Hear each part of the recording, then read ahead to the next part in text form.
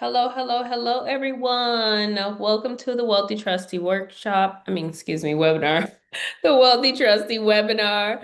How are you guys this evening? How are you guys this evening? Tonight we Hi, have a Christina. hi, Welcome hi, to be here. Glad to be here. This is awesome. Ryerson.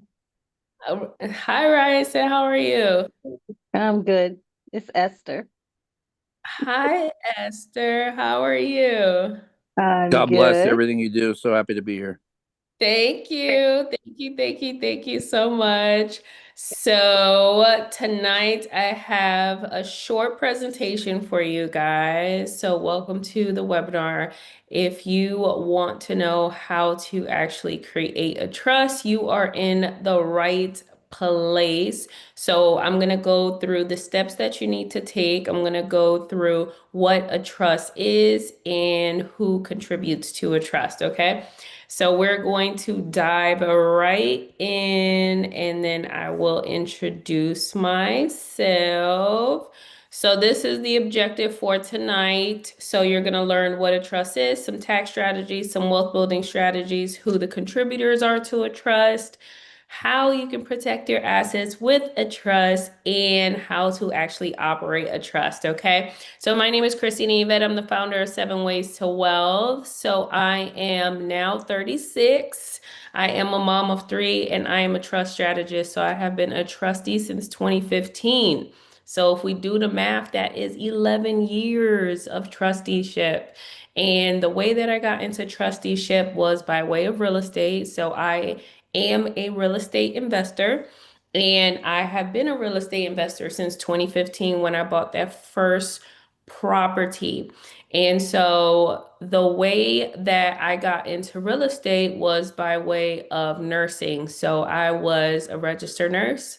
I was living paycheck to paycheck. I was extremely frustrated because I was working 5 days a week, maybe even 6 days, sometimes even 7 days. And the hospital that I worked at was short staffed, and I was doing 12-hour shifts. And I was spending more time in the hospital with my coworkers and my patients than I was at home with my 1-year-old baby. So once I came to that realization, I told myself I need to get a second stream of income because I cannot work 5, 6, 7 days. It's not sustainable. I just want to work 3 days like nurses work, right? But at that time, I was making $21 an hour. So the overtime and me just being knee deep into the rat race was my reality. So I was driving to work one day, and this guy named Dan Merrill, he says, "Do you want to learn how to flip houses?" So I said yes. I signed up for the 3-day seminar and I went. I showed up and I learned so much about real estate in those 3 days. And me attending that seminar actually changed my entire life. Nowadays, they call them conferences, but back then, they were seminars. And so when I attended that seminar, I knew that real estate was my blueprint towards financial freedom. So 6 months after the seminar, I signed up for mentorship and I ended up getting my first property. And I bought this property with using none of my own money. So I got 100% financing from my lender. My lender was my mentor. So he was a hard money lender. And I asked him to be my mentor. And so he told me, Christina, you need to put that property into a trust. And so this is, an individual that has $200 million worth of real estate. So I said, if you have all of your property in a trust, I'm also going to put this one little 2 bedroom, 1 bath house into a trust, right? I don't care that it's my first property. Like, I don't care that I don't have millions. I don't care about any of those things because I didn't know what I didn't know. And the only thing that I did know was that I was inexperienced. Anything could happen. It was my first time renovating a house, and I didn't want someone to get injured and literally take the property from me. So I followed directions. I set up a trust. I put that property into a trust, and I have been protecting my assets ever since. And I have been operating that trust plus many dozens of other trusts ever since. So, with that being said, let's dive right into the webinar. So, the first thing that I want to teach you is what is a trust, right? Because a lot of us, we hear the term trust, we hear the term trust fund, we hear the terms trust fund babies. We don't know what it is, right? And so, a trust is an entity. That's the first thing that you need to understand about a trust, okay? Now, how does this trust come into existence? How does it actually become an entity? Okay, so a trust is a living, breathing entity, just like you. You are a living, breathing entity as well, which means that anything that you can do as a natural person, the trust can also do. So if you can buy a house tomorrow, the trust can buy a house tomorrow. If you can build credit, the trust can build credit. If you can become an author of a book, the trust can become an author of a book. Okay? So there's no limitations to what a trust can and cannot do.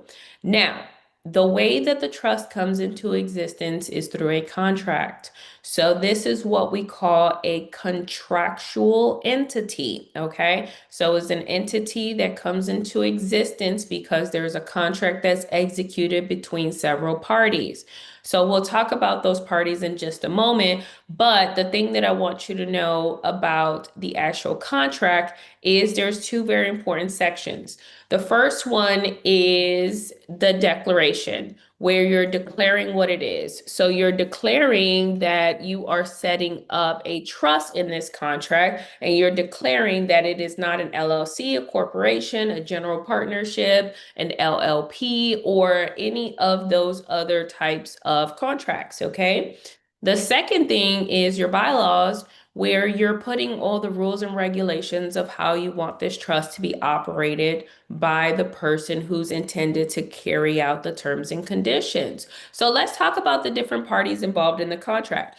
The first party that I want you to be aware of is the grantor. The grantor is the creator of the trust, right? So some terms that you might hear is trustor or settler, okay? And so that means that they have created the trust for the benefit of someone else and that they have donated the first asset that goes into the trust, okay? Now, the someone else is the beneficiary.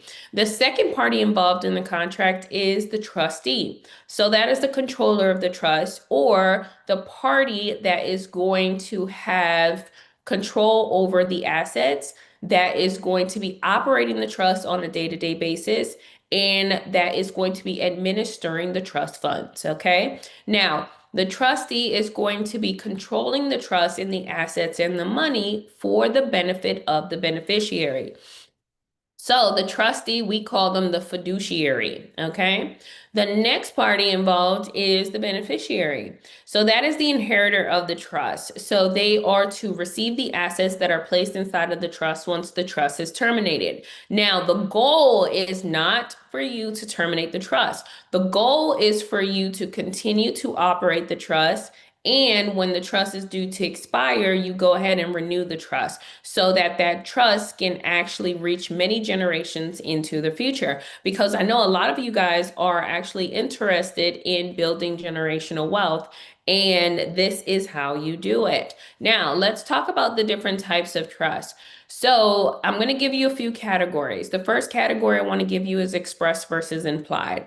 An express trust is a written trust, and an implied trust is a verbal trust, okay? So you either want it in writing on a contract or you're just going to go based off of the oral agreement.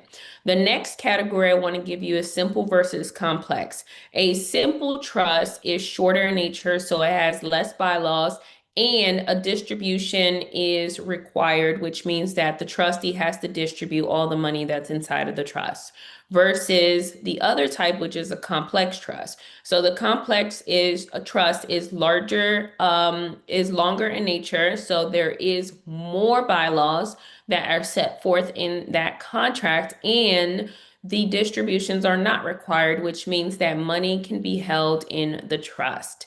The next category that I want to give you guys is discretionary versus non-discretionary. So a discretionary trust is where the trustee has full discretion to be able to make decisions for the trust that's in the best interest of the trust, even if it's not embedded inside of the contract. Versus a non-discretionary trust, which means that the trustee is unable to make those decisions. So if it's not set forth in the contract, then the trustee cannot carry out that task. Okay, so there's more limitations with a non-discretionary trust. Okay. The next category that I want to give you is statutory versus non-statutory. So a statutory trust is where every single state has their own laws, which are called state statutes. And so with the statutory trust, those state statutes are embedded inside of the contract. So if they're embedded inside of the trust, that means that that trust is limited to where it can only be operated or used in that one state, okay? And because the state statutes are embedded inside of the contract, that contract is going to be a part of the public records. So it's going to be registered with the state and visible for everyone to see what's inside of the trust. Okay. So the next type is non-statutory. So that means that there are no state statutes and codes inside of the contract. So every single trust has a residency or a state where it's domiciled, okay? And so those statutes are not inside of a non-statutory trust, which means that you can use it in the entire nation plus all of the US territories. So you're not limited to only one state, okay? You can use it in the entire USA, which is beautiful because this type of non-statutory trust means that it doesn't have to be registered with the state, which means it's not going to be a part of the public records, which means that you get to maintain privacy of that trust and what's inside of it, including the assets and who the beneficiaries are. Now, the last category that I want to give you is revocable versus non-revocable. Now, when we are, or irrevocable. So when we are discussing these two categories, right, we're going to refer to irrevocability, and we're only referring to one party, which is the grantor. So what we're saying here is that, for example, with a revocable trust, what we're saying is that the grantor, the creator, has revocability. So that means that they are able to revoke the trust, okay? So they can terminate the trust at any point in time. They can make amendments or changes to the trust. They can remove the beneficiaries and the trustees. They can remove assets and they are just have administrative control over the trust, okay? Generally, with a revocable trust, the grantor is also going to serve as the trustee and the beneficiary. So they are all three groups, right? All three parties. So they are the grantor, trustee, and beneficiary, which means that because they are all three, this type of trust is actually seen as their alter ego. So it's seen as them. It's not seen as an extension of them, which means that this trust is going to operate under the grantor's social security number. Okay. And unfortunately, with this type of trust, if the grantor had creditors that were coming after them personally, they could go after the trust. So your assets are not protected with this type of trust. They are not fully protected, okay? So with this type of trust, if it was to end up in litigation, then a judge can pierce through a revocable trust because of the nature of the trust, okay? Now let's talk about the other category, which is irrevocable. So an irrevocable trust is where the grantor cannot be the same person. So the grantor cannot serve as the trustee or the beneficiary, okay? So typically these are three separate people. Now, with this type of trust, the grantor has irrevocability, which means that they cannot revoke or terminate the trust. They cannot make changes. They cannot remove the trustees or the beneficiaries. They cannot remove assets that are inside of the trust. Now, with this type of trust, your assets are fully protected because this type of trust is not seen as the grantor's alter ego because there's someone that's totally different from them that is serving as the trustee and the beneficiary. So this is seen as a separate entity and it is going to operate under its own identification number, which is an EIN number, okay? Now, if we had any type of creditors that wanted to come after the grantor or the trustee, then they could not come after the trust because it is seen as a separate entity, okay? Now, if this type of trust was to end up in litigation because of the nature of the contract being irrevocable, the judge will not pierce through an irrevocable trust, which means that your assets are fully protected with an irrevocable trust. Now, let's talk about the steps that you need to actually take in order to create a trust. So, step one is you need to determine the type of trust that you want to create. I just gave you several different categories. Now, what you want to do is you want to ensure that your trust falls under majority of those categories, okay? So, if you were interested in creating what we call a bulletproof trust that's actually going to hold up in court and protect your assets, then you would want it to fall under these categories. So the first thing is that you want it to be express. So that means it has to be in writing in a contract. You want it to be complex, which means that you get to actually hold trust funds inside of the trust. You want it to be you want it to be discretionary, which means that you are able to make discretionary decisions for the trust. You want it to be non-statutory, which means that you can operate in the entire US plus all of the territories. And lastly, you want it to be irrevocable, which means that it is seen as a separate entity from you and your assets are 100% protected, okay? So with that being said, let's move on to the next step. The next step after you have determined the type of trust that you want to create, the type of trust that is the best fitting trust for your family or your business, then you're going to create a name for the trust, okay? Now, just like how you have a newborn baby, you have to name it. Just like when you were born, they named you, right? And these are living, breathing entities, so you have to name the trust, okay? So give it a first and last name, okay? Now, you do not want to make the mistake that I see everyone in society making, which is to name the trust after themselves, okay? So if your name is, let's just say your name is, John Doe.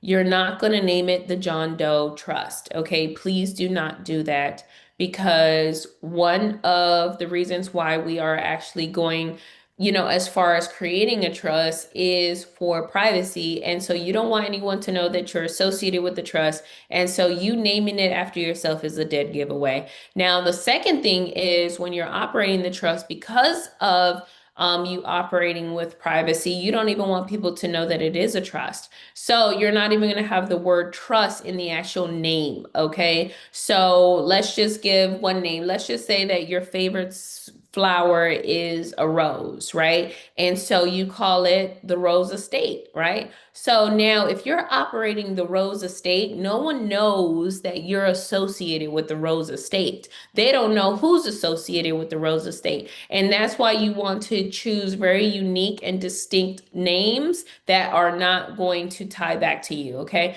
The second thing that I need you to do is I need you to appoint the different parties involved in the contract. Remember, you have to appoint a grantor, you have to appoint a trustee, you have to appoint a beneficiary, and you have to appoint a successor. So the successor is, well, let's go back to the grantor. So the grantor, so you can either serve as the grantor. It just depends on the type of trust that you're creating. If you want it to be irrevocable, then you cannot be the grantor and the trustee. And so you want to be the trustee so that you can maintain control. Now, as far as the beneficiaries, you're going to list your children as the beneficiaries.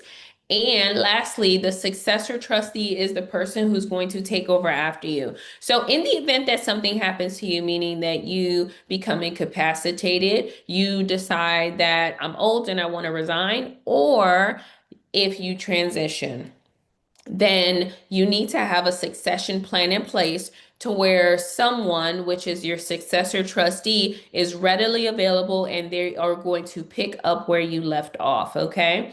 So next is you're going to actually create the agreement. Now, one thing that I want you to keep in mind is that you want to put the trust in the position to where you get to control the money from the grave.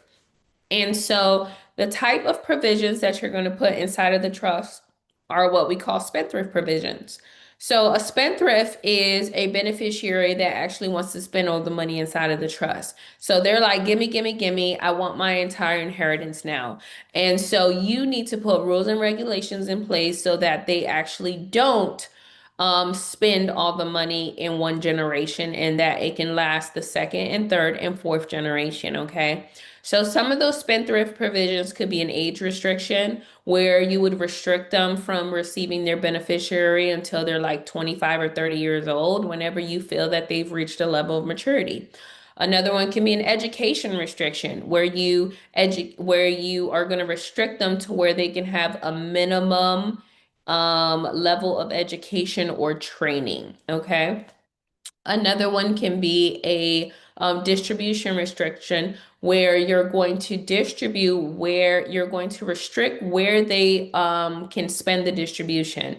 So let's just say that you tell them, the money can only go to real estate, stocks and bonds, and an emergency fund, and your living expenses, right? It cannot go to gambling or wagering or betting or illicit drugs or alcohol. So you get to put those restrictions in place. And if they don't abide by the restrictions, the spendthrift provisions that you've placed, then they will not be eligible for that distribution. Okay. So control the money from the grave. Now, let's move on to number 4, where you are going to get the trust notarized. Once you are finalizing the agreement and you are ready, the trust needs to be notarized by a notary public, and there's 2 signatures that are required. It's the grantor signature as well as the trustee signature. So once those 2 signatures are there, then the notary is going to witness and put their seal, which means that the trust is now legalized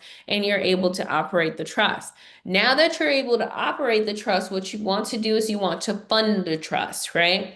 And so you're going to fund it with currency, right? With money, with dollar bills, okay? With any currency that you want. You can fund it with any asset that you want. So you can use real estate, you can use crypto, you can use an insurance policy, whatever it is that you want. But what we typically do is we are going to open up a bank account for the trust, okay?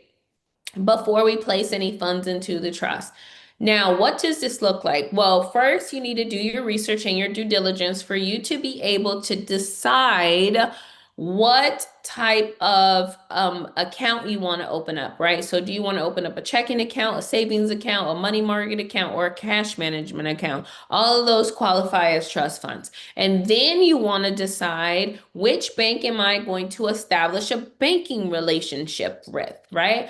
And so you have many different banks. Not every single bank offers trust accounts, okay? So that's why I say do your research and your due diligence, okay? Now that you've decided the bank and the type of account, then you are going to go ahead and apply for the trust to be able to have an account with that financial institution, okay? So these could be banks, credit unions, or even brokerage firms. No, so now that you have placed that application in there, it's time for you to open up the account. There's 2 things that you're going to bring with you. The first is the certificate of trust. That is proof of identity that the trust exists. So just like how you have a state ID that shows people your name, your date of birth, your ID number, all of these other features that describe you, it's the same thing with the trust. So it has the trust name, the trust establishment date, the ID number for the trust, and other defining information. Okay. So that's the first piece. The second component that you're going to bring with you is the EIN. Okay. So you're going to receive a confirmation letter from the IRS.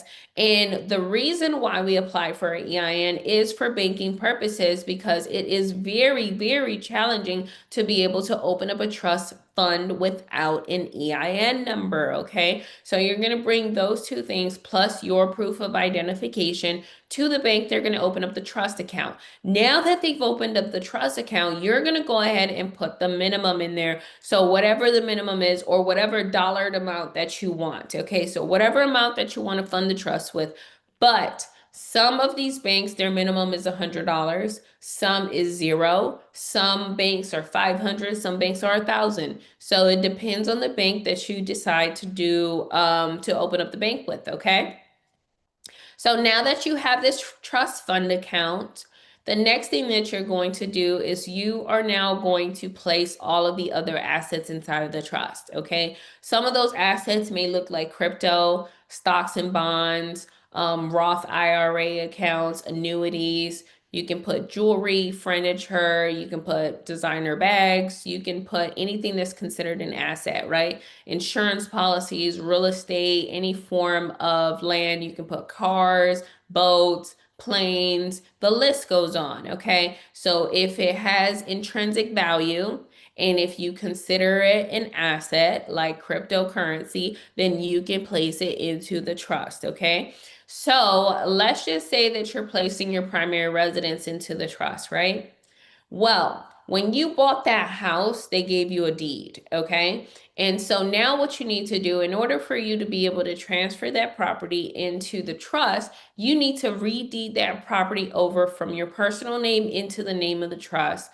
Then it needs to be recorded with the county. And now the county is going to record the new deed and they're going to update the public records to show that the new owner of that property is the trust, okay? And so that is how you're going to transfer real estate into the trust and all your other assets, okay? So you have to list the assets inside of the trust documents, inside of the contract, plus you have to do the legal component, which is you actually doing the paperwork with the city or the county or the state, okay?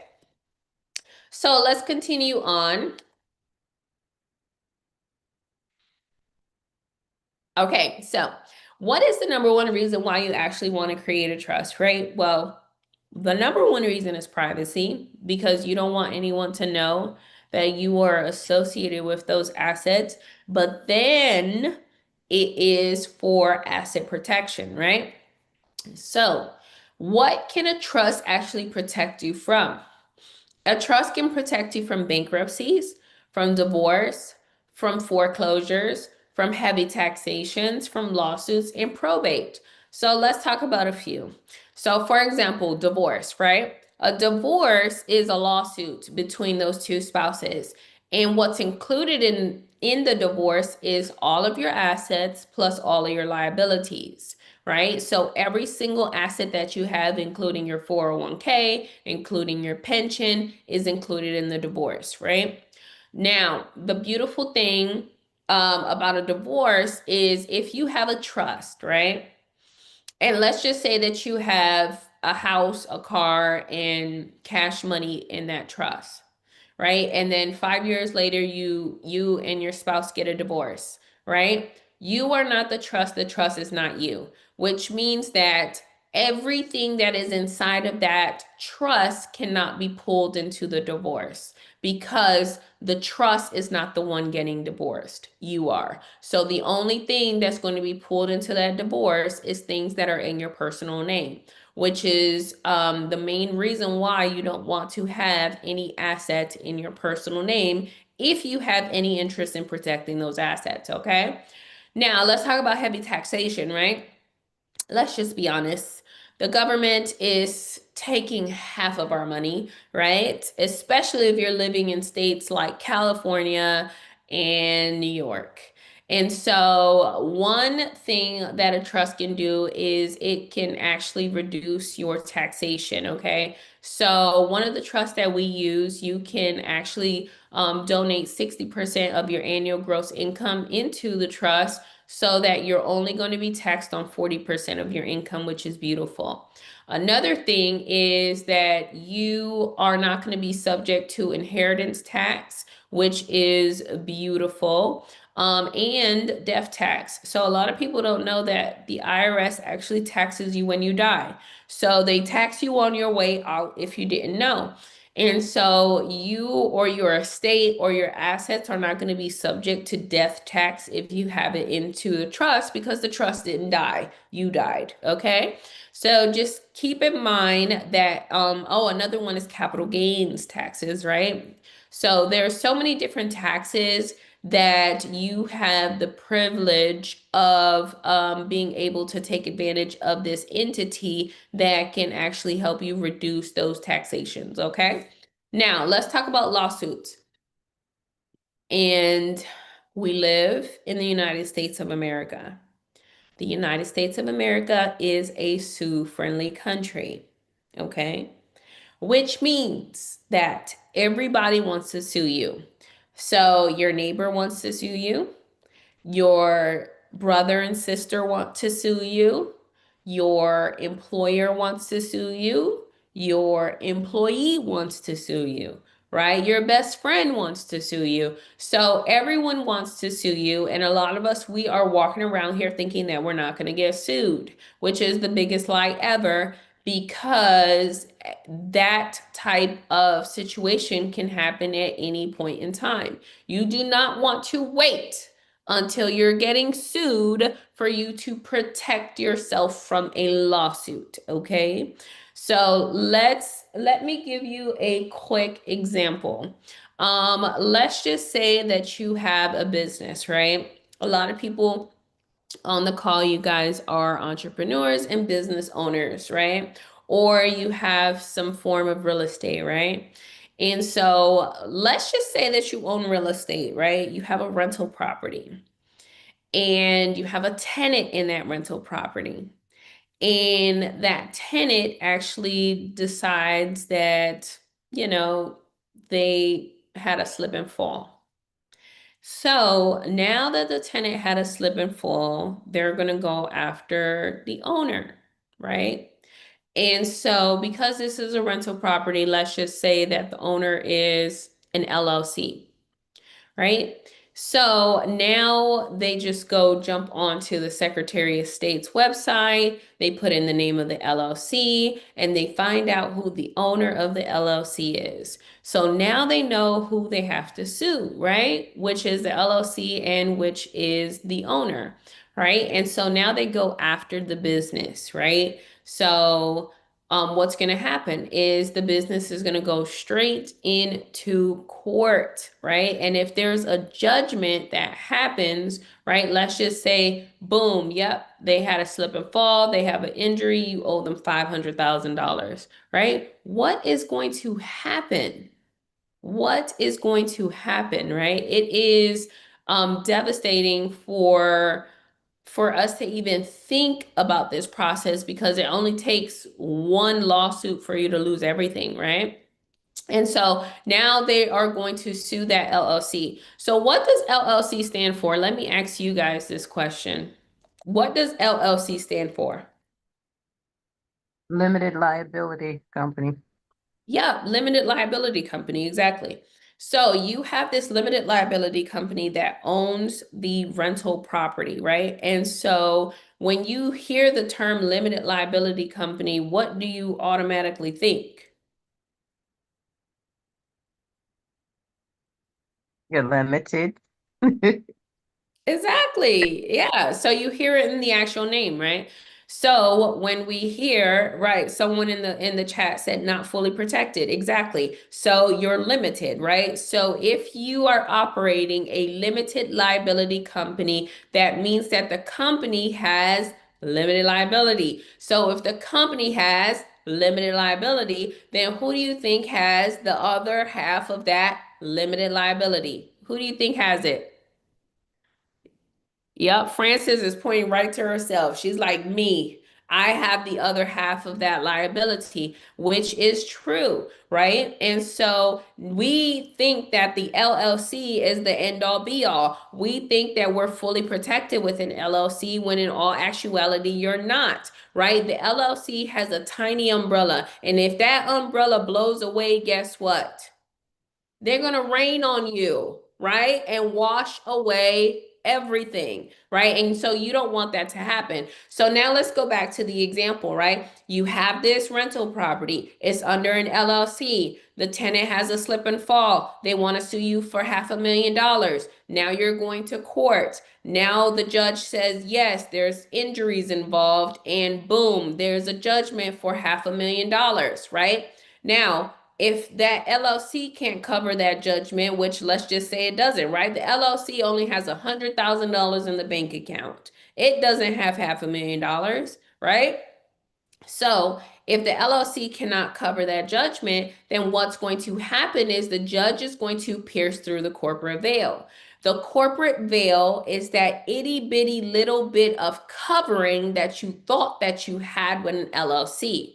So when the judge pierces through the corporate veil, they're going to go after the authorized member of the LLC or whoever's managing it, which is you. They're going to go after the owner of the LLC. So if they go after the owner of the LLC, they're going to go after you personally. So that means that they're going to go after you for all your personal assets like your house, your car, your bank accounts, everything, right? So they're going to garnish your wages. They're going to garnish your entire bank account, right? They are going to seize your property, your house, your car, your jewelry, everything, everything that you have. Why? To cover the judgment. You just got sued for $500,000.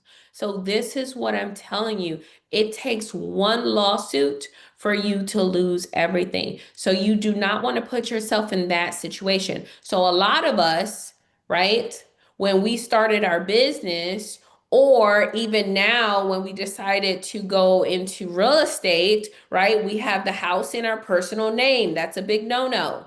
We have the business in our personal name. That's a big no-no. So if you have the house and the business in your personal name, you need to remove yourself as the owner and you need to put the trust as the owner.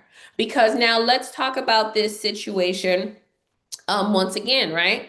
So if the trust is the owner of the business and the business has a judgment, then they're going to go after the trust and not you, right? So they'll go after the trust. And with that type of trust, right, you're not going to hold any assets in that trust. It's only designed to own the LLC. That's what a business trust does, okay?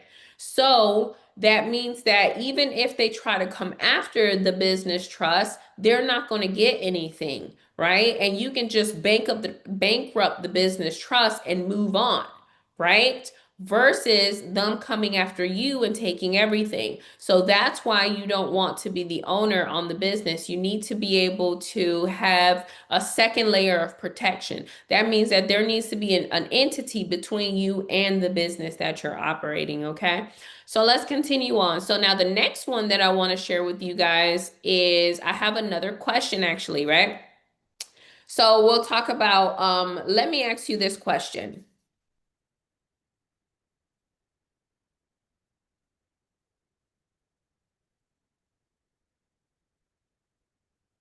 Okay, so my question to you guys is with this house, right, that we're talking about, your primary residence, right?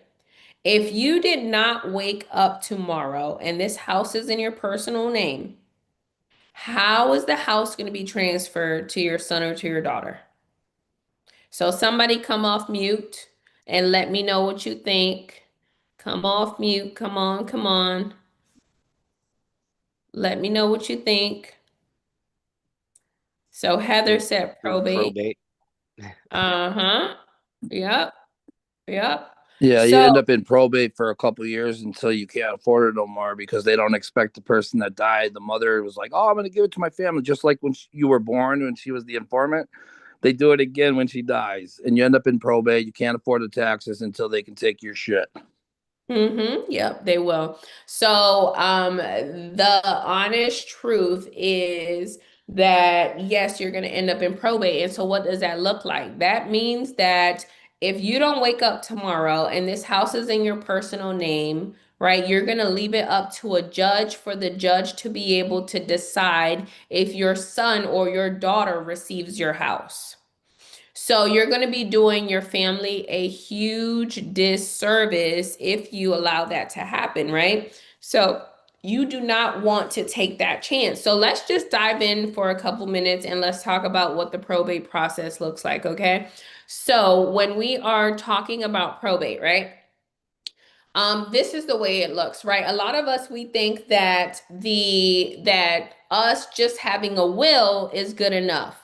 But in all actuality, a will is a wish list, you guys, okay? It is a wish list where you're literally saying, I wish my daughter will get my house. I wish my son will get my house, okay? And so what a lot of us think is that our assets are going to be protected, but a will, remember I said it's a wish list, it's already designed to be carried out in probate. So if you have a will, that means that you're automatically going to probate because that's the set of instructions that you left behind. So when you hear the term last will and testament, right? That means that those are your last wishes, okay? It is a wish list. A will cannot own anything, but you set up a will because you thought that it was the end all be all and that was the steps that you needed to take, right? But once again, right, a will cannot protect anything and it cannot own anything. Now, you have a will, right? And let's just say you have the house, the car, and the cash money, right? And you did not wake up, right? So now what's going to happen is the state where you're a resident, the state is actually going to create an estate for you, okay? So the government creates a living estate for a dead person. The government creates a living estate for a dead person. Why? Because you did not do it while you're alive. And so, because you were so irresponsible, the government has to do it now when you transitioned. Okay. So, now that you transition, they're going, and let's just say your name is, Robert Smith, they're going to create the Robert Smith estate. Okay. They're going to transfer your house. They're going to transfer your car. They're going to transfer the cash money that you have sitting in your checkings and savings account, right? If you have any stocks or bonds, they're going to transfer all of that, okay? And so it goes straight into the Robert Smith estate, okay? And so now the Robert Smith estate needs to be seen in probate. So it's going straight into probate court. It needs to be represented by a probate attorney. And the first thing that the probate judge is going to do is the probate judge is going to take care of your liabilities, which means that they're going to start paying off your debt. So if you have credit card debt, if you have student loan debt, if you have personal loan debt, if you have any type of debt, right? They're going to go ahead and pay those creditors off, right? Including the medical bills. So a lot of us, we don't even think about the medical bills that we're going to rack up at the end of life, right? You didn't wake up, but you were sitting in the ICU for a week and now the ICU bill is $250,000, right? And so, and a lot of people think, oh, well, I have, Medicare or Medicaid, or I have health insurance and stuff like that, right? They want to be reimbursed. So Medicare and Medicaid is going to go after your estate for a reimbursement. Okay, they want that $250,000 back, right? And so if your estate cannot cover those medical bills, right? The ICU, the nursing home, the rehab, the group home, the assisted living facility, all of these places, right? So if your estate cannot cover it, then what's going to happen is the creditors are definitely going to go after it, right? But if the estate doesn't have the cash, then what's going to happen is the judge is going to start to liquidate the assets. So the first thing that they'll liquidate, I'll tell you this, is your house.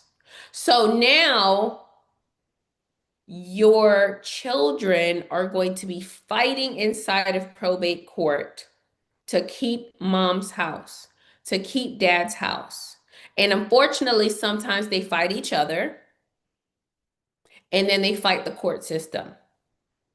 And you don't Christina, want that to happen. Yeah. just a good. So on that note, that means that they're kind of like doing the right thing because we don't read, right? So they own our kids in this and that, so they have the right to do it even if it's illegal or not. Correct? Yeah.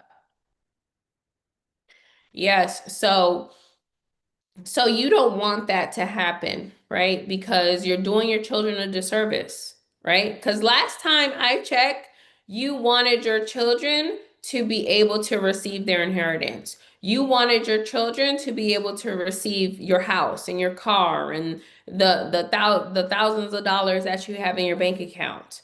But because you didn't create your own estate while you were living, now you're putting them in that position to where they're subject to whatever the judge decides. And the judge doesn't know you and the judge doesn't know them, right? And so once again, you're doing your family a disservice, right? And so what happens is once the judge is done with paying off your liabilities, whatever is left over is what your children get. So your children literally get the leftovers, right? And sometimes it's nothing, right? Or sometimes it's very little. And so you don't want that to happen. So now let's just say that you decided, well, I'm going to take control of my legacy and I'm going to create my estate now while I'm living. I'm going to create my trust. I'm going to transfer my house into my trust, my car into my trust, and my bank account is going to be in the name of my trust where I have, $200,000 just sitting in there, right? And so you didn't wake up tomorrow. Well, it is absolutely okay because now you and your family, right, get to avoid the entire probate process.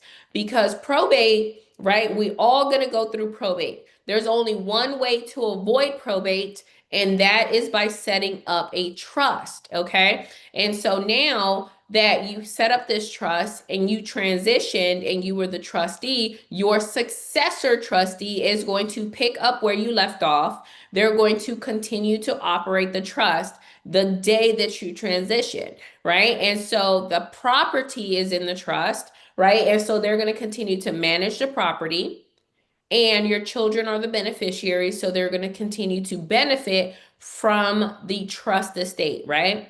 And you transitioned, right? And so that debt that you had, that debt actually dies with you because those creditors cannot come after your trust estate. Because one, they don't even know the existence of your trust, right? But then two, right? You are not the trust is not you, so they cannot come after the trust. So those creditors are actually going to have to discharge that debt and your children will receive their entire inheritance. So this is the process that you actually want to take. Hold on for me 1 second.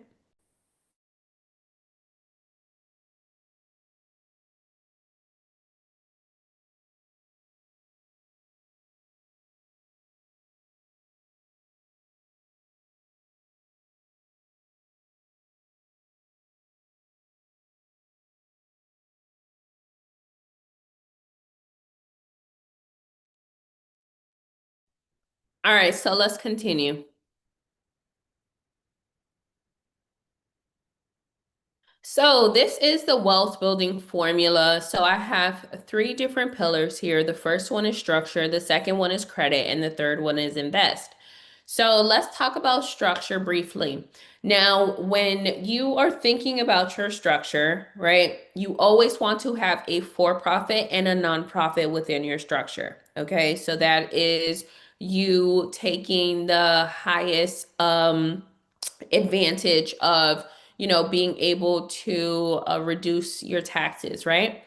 So that's the first thing. The second thing is that if you do not have a trust within your structure, then you want to incorporate a trust within your structure.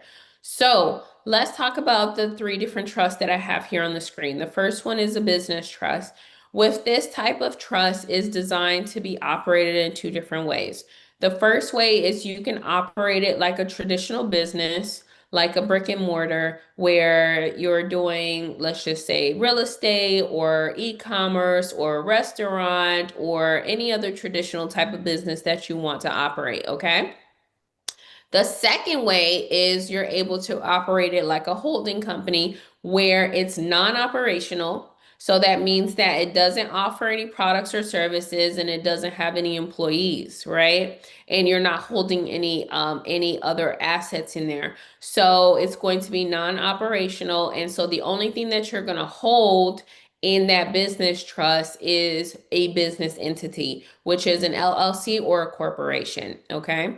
So if you want to go ahead and protect yourself, then you want to remove yourself from your business. So if you have an LLC or a corporation, you remove yourself and then you're going to add the business trust as the owner of that business. So let's just say that that business now has generated $100,000. That $100,000 can now be distributed to the owner, which is the business trust. So now the business trust just received income of $100,000. Now, one beautiful thing that I love about the trust is that you are going to spend the money first and you're going to be taxed on the leftovers, okay? I'm going to say that again. You're going to spend the money first, and then whatever is left over is what you are taxed on. That is extremely powerful, okay? And the tax rate for a trust, it varies. So it is in a range between 10% and 37%. Okay. So it is in that range depending on the income bracket. Now, with this trust, we just received $100,000, right? And let's just say that we're spending the money first. So what does it look like in order to administer, manage, and operate a trust, right? So you have what we call operating expenses, which is 100% tax deductible. So that means that whatever those expenses look like, then you're able to go ahead and write them off, okay? So let's just say that you have, write-offs of $30,000 in operating expenses, right? So now you're spending the money first. So you spent the 30,000 and now you have $70,000 that's left. So what are you going to do with this $70,000? Because last time I checked, you have to pay taxes on that $70,000. That's what's left, right? And so one of the beautiful things about a trust, which is the only entity that's able to do this, is instead of you paying taxes on the $70,000, you can distribute that $70,000 to the beneficiary, and then the trust doesn't have to pay taxes on it. So that 70,000 is going to go straight to the beneficiary. Now, the beneficiary of the business trust is going to be the family trust. Okay, why? Because the money is going to be generated by the business and it's going to be sent to the family to provide for the family. Okay. So the beneficiary is the family trust. So now $70,000 went straight to the family trust, and that is going to be received as a distribution, which is considered income for the family trust. Okay. So on the business trust level, we had $100,000 that came in. We wrote off 30,000. We had 70,000 left, and we distributed the 70,000. And so now we have zero left. So we're taxed on zero. So that means that we have a 0% tax liability, okay? So zero, zero times zero is zero. So now we are going to move on to the next trust. The next trust is the family trust, which is your personal asset holding trust. That is where you're going to place all of your personal assets like your house, your car, your crypto, your stocks and bonds, your insurance policies, your furniture, your Rolex, your purses, whatever it is that you want to put in there, okay? All of your personal assets will go into the family trust, okay? And the beneficiaries will be your children, okay? Now, this family trust just received $70,000 in income. Once again, right? this is a for-profit entity. It's required to pay taxes anywhere between 10 to 37%, right? But it's going to spend the money first and be taxed on the leftovers. So if we're spending the money first, what does it look like in order for us to be able to operate, manage, and administer the family trust, right? Well, what do you have? You have groceries, you have kids' tuition, you have gasoline, you have mortgage, you have utilities, you have all of these things that will fall under administration and operations, right? So all of those are write-offs in what we call tax deductions. So let's just say that it accumulates and comes up to $60,000, right? So you're going to have a tax deduction of 60,000 out of the 70,000, and then you're only going to have $10,000 that's left, right? So out of the $10,000 that's left, right, you're going to be taxed 10% on that 10,000, right? Which means that you're only going to have to pay $1,000 in taxes, right? Which is beautiful. Or there's another level to this, right? Instead of you paying $1,000 in taxes, right, what you can do is with that $10,000, you can actually donate it. So you can donate it to a charity of your choice, including your own tax exempt nonprofit trust, which is a charitable organization, right? And so if you donate it, then once again, that's considered a charitable contribution, which is 100% tax deductible as well. So with the family trust, we had $70,000 that came in. And 60,000 of it was written off in expenses. We had 10,000 left. We decided not to distribute to our beneficiaries, and instead we decided to do a charitable contribution to our charity. And so now we have 0% tax liability, okay? And so now we're going to go to the tax exempt nonprofit trust. This trust is designated as a 508c18, right? Which means that it is automatically exempt from not having to file for a 501c3, which is tax exemption through the IRS, and that is only for federal income taxes, okay? And the reason why this type of organization is automatically exempt is due to the separation between church and state. So this organization can be labeled as a church, as a faith-based organization, as a charity, as a school. Okay, so it just depends on how you want to operate it. You can operate it as a charity, you can operate it for religious reasons, or you can operate it for educational purposes. Okay, now the beautiful thing about this organization is that it can receive donations and it can give donation receipts so that the people who received who gave the donation is able to have that deducted on their taxes. So for example, the IRS will allow you, let's just say that you are a W-2 income earner, right? The IRS will allow you to donate up to 60% of your annual gross income to this charity, okay? So if you make $100,000 for the year, right? The IRS will allow you to donate 60,000 of it to this tax exempt nonprofit trust. And then instead of you being taxed on 100,000, now you're only going to be taxed on 40,000 because the other 60,000 went to the charity, okay? So that is one of the strategies that you are able to use with this type of organization, which is why I say you want a for-profit and a nonprofit within your organization, okay, or within your structure. Let's move on to credit. So with credit, right, you need to put yourself in a position to where you are using and leveraging OPM, which is other people's money, which is the bank's money. So one thing that I need you to know is that a trust can actually build credit, okay? So just like how you can build credit, the trust is also going to build credit, and it's going to build credit through the EIN. You want to be able to leverage a second credit profile because with a business credit profile, you're able to get higher lines of credit and credit cards, okay? And so then you want to be able to leverage that OPM and use it in order to acquire assets, okay? So that's highly important. So just keep that in mind. Now let's move on to the next pillar, which is invest. So these are my absolute favorite two assets, right?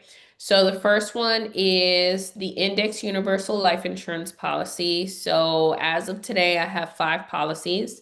And then the last one is real estate. Okay. So with the IUL policies, right? The beautiful thing about this type of asset is one, it is a liquid asset, right? The other thing is that a lot of people think that life insurance is supposed to be used when they are dead. But in all actuality, life insurance is supposed to be used when they are living. That's why it's called life insurance and not death insurance, right? There are a lot of living benefits. So the first one is that your money that's inside of this policy is protected, meaning that if you get into a personal lawsuit, they cannot force you to remove the money from your life insurance policy. Okay. So if you got $1 million in your life insurance policy, they cannot force you to take that $1 million out. Okay. So that is definitely one of the advantages with this policy. The next thing is that with this policy, it comes with a death benefit. Okay. So that means that with the policy, right? Because it has a death benefit, if anything happens to you, you're going to be the insured, right? If anything happens to you, your life is insured. So that means that they will pay out to your beneficiaries a death benefit. Let's just say it's $2 million, right? So that's another beautiful thing. The next thing is that it has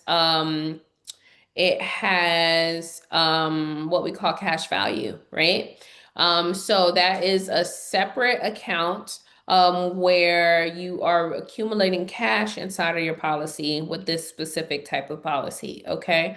So every single time that you make your premium payments, then a certain percentage is going to go to the insurance carrier, and that is for the cost of doing business, right? So the cost of your insurance. And then another percentage is going to go to your cash value. So let's just say that your policy is structured to where it's an 80-20 split, right? So that means that 20% is going to go to the carrier, and that's the cost of your insurance. And then 80% is going to go to your cash value. So if your premium payments are $100, then $20 is going to go to the carrier, $80 is going to go to your cash value. Your cash value is going to be accumulating month by month every single time that you make your premium payments, okay? Now, the beautiful thing about this type of policy, right? The Index Universal Life Insurance Policy that I love is that you see the word index, right? Which is referring to an indice. And so an indice is actually a part of the stock market. And so it's a section in the stock market. So the stock market has many different indices. So some of them that you might be familiar with are the Dow Jones, the NASDAQ 100, and the S&P 500, right? And so, for example, the S&P 500, it stands for Standard and Poor 500, and it is actually referring to the top 500 companies in this country here in the US, okay? And so they are tracking the performance of those companies. Now, throughout history, usually the performance of the S&P is around 8 to 10%. So what the carrier is going to do is, because you have an index universal life insurance policy, they are actually not going to invest your money into the market because that's too risky, and they don't want you to take any risk. So instead of them directly investing your cash value into the market, what they're going to do is they are going to mirror the market. So that means that whatever the market is doing, they are going to match it and give you those returns. So if the S&P 500 is doing 9%, then whatever you have in your cash value, you're going to now earn compound interest, which means that you're going to earn 9% on whatever is inside of your cash value, okay? Which is a beautiful thing because now what's going to be happening is your money is going to be exponentially growing inside of that life insurance policy because it's earning compound interest. You're putting in premium payments every single month. So let's just say that it's taking in $80 every single month, plus it's compounding and you're getting those that interest from the stock market, okay? So that is an example of your money working for you, which is what you want to do, right? You want to park your money in places to where it is going to double and triple, to where every single dollar is going to bring back a friend. Every single dollar is going to bring back 10 cents, 15 cents, 25 cents, right? That is what you want to do because a lot of us, we have this mindset thinking that we have to work for money, right? When in all actuality, money works for you, right? Money is supposed to be the one that's working, right? So now when it comes to the life insurance policy, the way that it works with your trust is your trust is going to be the owner of your life insurance policy. You are going to be the insured because it's your life that is being insured. The trust is going to be the payer of those monthly premiums, that $100 that we were given an example about. And then that death benefit, right? That death benefit, your trust is going to be the beneficiary of that policy. Okay. So if anything happens to you, that death benefit goes to the trust. Okay. So this is extremely, extremely powerful. So let's get back to the presentation and let me talk to you about the next one, right? So let's talk about real estate for a moment here. So I absolutely love real estate. It is my favorite thing in the entire world. Okay. So my first business that I ever created is my real estate investment firm, and that was my first investment. So my first investment ever was a piece of property, right? So I absolutely love, love, love real estate because I come from very, very, very humble beginnings, which I would tell you is extreme poverty, right? There was a point in my youth where we were living in an abandoned building. And so I always looked at business, and I always looked at entrepreneurship, and I always looked at real estate as the way out of poverty, right? And that's actually what I end up, what I end up doing, right? So now, real estate. So your trust can own real estate. That's what I need you to know, right? First and foremost, your trust can own real estate. Your trust can take out a mortgage. Your trust can get a home equity line of credit. Your trust can get a loan. Okay. So if you can do it, the trust can do it. Okay. So let me just give you a quick example of what that might look like. So let's just say that your trust wants to buy an investment property, okay? We need to put our trust in the position to where it can sustain itself, okay? You do not want to be pouring money into your trust, okay? You need the trust to have its own assets to where it can sustain itself. So the trust is going to go and buy, let's just say, a triplex, okay? And so now the way that the trust is going to buy it is the trust is an entity and it's going to qualify for a DSCR loan. So that type of loan is called a debt service coverage ratio loan, and it is only for entities and for properties that are investment and that they are not owner occupied. Okay. So we're going to pick up this triplex and we're going to get a DSCR, and they're going to lend us up to 80% of the purchase price. So if the DSCR mortgage is going to give us 80%, then we have to go find the 20% somewhere else. So remember when we were establishing business credit for our trust, right? We went to the extent of getting credit cards and lines of credit. So now it's time to use those credit cards, okay? So Let's just say that we got a credit card for $50,000, right? So what you want to do is you want to strip that credit card, you want to liquidate it.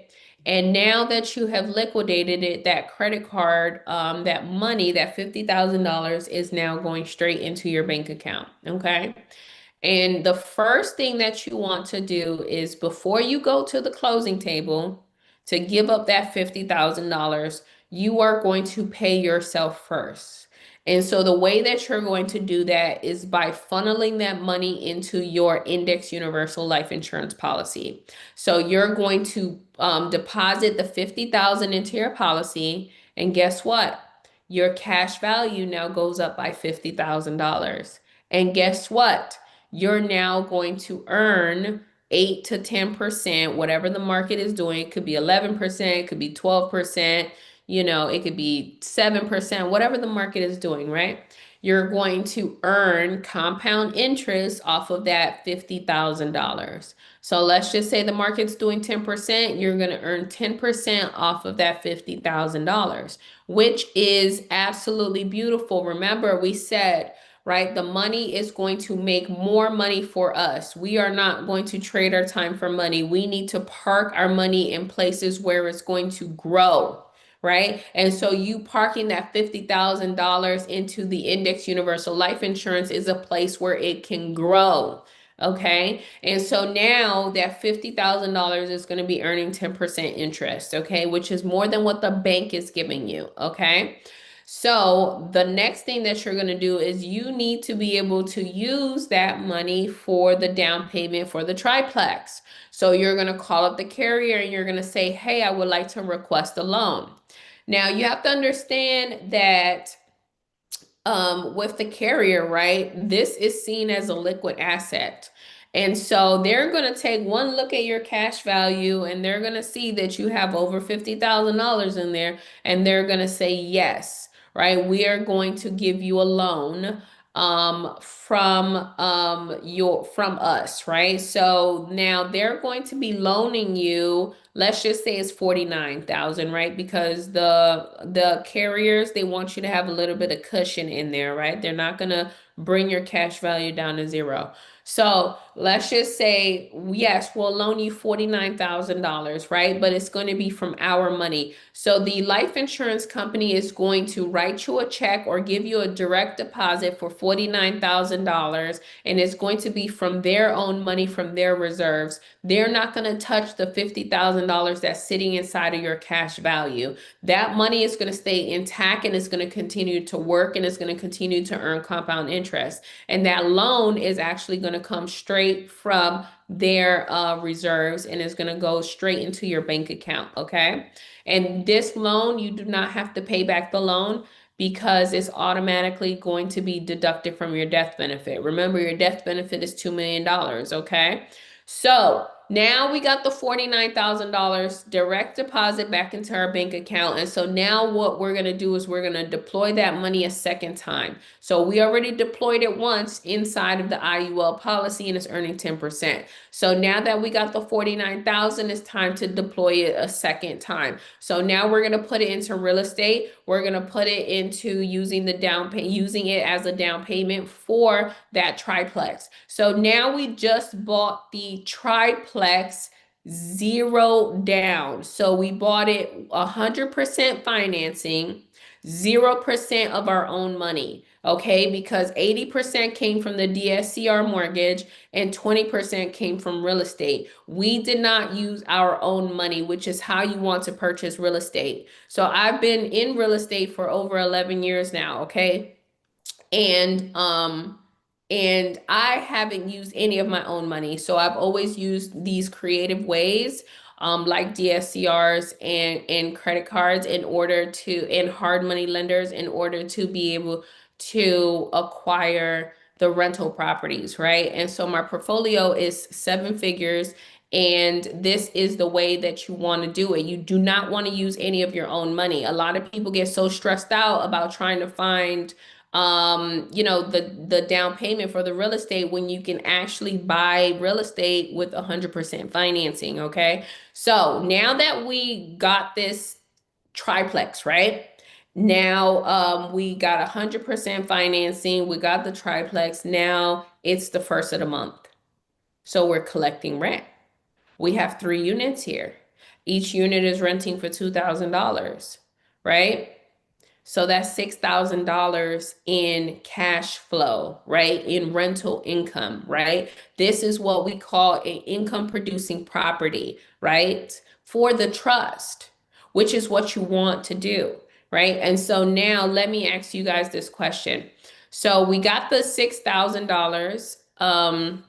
That it's the first of the month, we're collecting rent, we're the landlord, $6,000. Where do you want to put this $6,000? What's the first thing that you're going to do with the $6,000?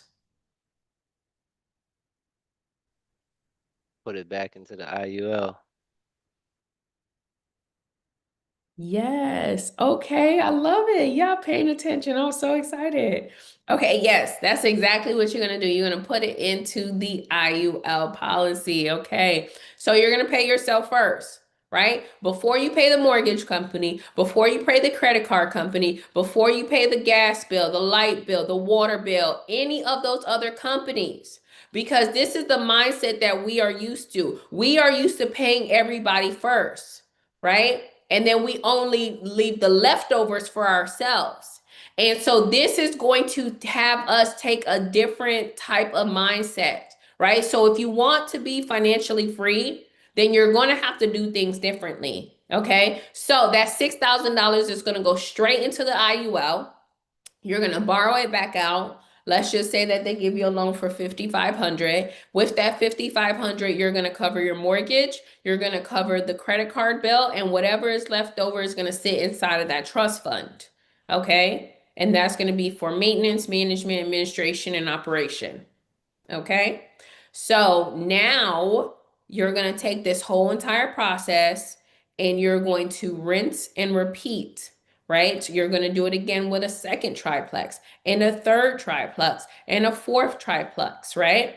Because that is what you want to do. You want to park your money in places to where it's working, just like I said. And then you also want to put yourself in a position to where you are not having to work for money, right? And I want everyone to like really know and understand this. You do not have to work for money at all. Once I realized that, I was 25 years old when I realized that, right? Because that property that I was telling you guys about in the beginning of the call, right? I didn't give you too much detail on it, but I bought that property for $89,000 and I sold it for $235,000. And so when I realized at 25 years old that I easily just generated 6 figures off of one property, right? I was like, oh, and this is a property that I use zero of my own money. I told you I had a hard money lender and he gave me 100% everything. I did not go to the closing table with anything, right? And so when I realized that, I knew that real estate was my way out. And so I told myself that I was going to give myself 10 years to get out of my career. And I end up retiring myself in 8 years. So I retired myself at 31 years old from nursing so that, I could just live off of my portfolio, which is a beautiful thing. And so if you do these calculated moves, then you will also be able to have financial freedom, right? You do not, I just need everyone to think about that, right? You do not have to trade your time for money because that is what we believe in, right? We have been conditioned to believe in what society has programmed us to believe, right? And I decided I wasn't going to believe in that programming. Like I didn't want to be a part of the system. So the programming is that we're going to work for 40 hours a week for 40 years, and we are going to retire when we're 65. And at 65 years old, that is when you're going to have time freedom, location freedom, and financial freedom. And that is the biggest lie that we have been programmed to think, right? And so we want to get out of the system. and not rely on Social Security for retirement, right? Because that is definitely not the way. Social Security is not even going to be around when we're ready to retire, right? So we have to create our own retirement plans. We have to create our own succession plans, right? And so when I decided not to be a part of the program anymore was when I was in nursing, right? I um I had a coworker and her name her name is Audrey, right? And this lady, she was absolutely beautiful, right?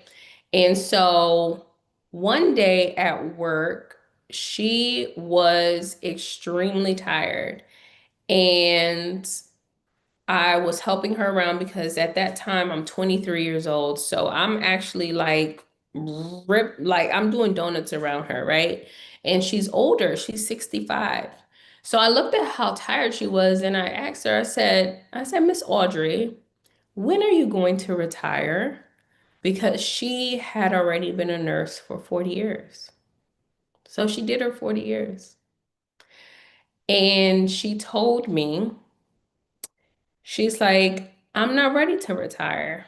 And I'm like, why not? You've done your 40 years. And she said,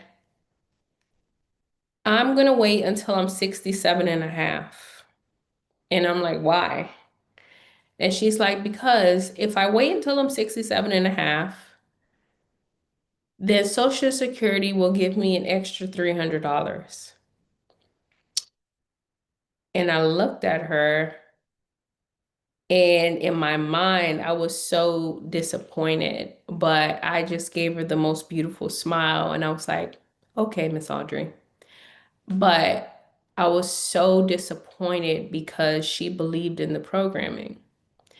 Um, she was hanging on to the bait. And the bait was, if you work just a little bit more, if we're able to take a little bit more taxes and Social Security and Medicare and all of this stuff, right? Just a couple more years, then we'll give you a couple more dollars. And so that is when I was 23 years old. That is when I realized, I said, this could never be me. I said, I will never be working for 40 years. Never, never. And I would never depend on Social Security, and I would never wait for an extra $300, and I would never work until I'm absolutely exhausted to where I can't work anymore, right? I actually had to help her with her patience because she was so tired that she could not like, and it's like body fatigue, right? That she couldn't even like lift like the heavy patient, she couldn't do it. So, um, so that's when I made the decision and I told myself, I said, I'm only going to give myself 10 years in my career and I'm going to become financially free. So,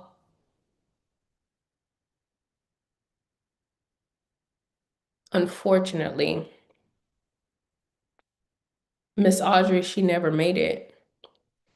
One day after work, she was so tired that as soon as she pulled out of the parking lot of the hospital, she hit the tree right in front of the emergency room and she died on impact. She died right there in the hospital.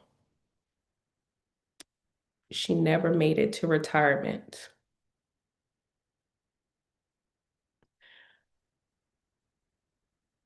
This is why we have to create our legacy now. This is why we have to park our money in the right places so that we're not putting ourselves in this position to where we still have to work in our old age, right? So if you invest your money now, if you put it in the right place, which is to work right? A lot of us, we're so scared to invest. We are so scared. We think it's a risk, right? Everything is a risk. Do you know walking outside of your house is a risk?